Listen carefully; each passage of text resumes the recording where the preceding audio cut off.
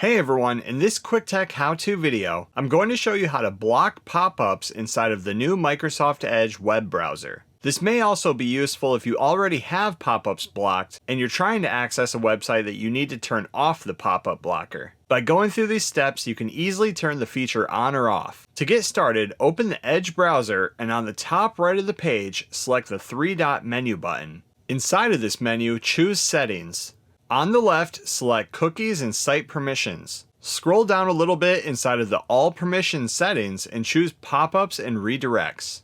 Once you're inside of here, you'll see the pop-up site permissions. First, you can toggle the block switch on or off to completely enable or disable pop-ups. Under that, you can whitelist or blacklist certain websites by entering specific URLs. Say for instance you never want Facebook to allow pop-ups, so you would enter facebook.com with the add button inside of block.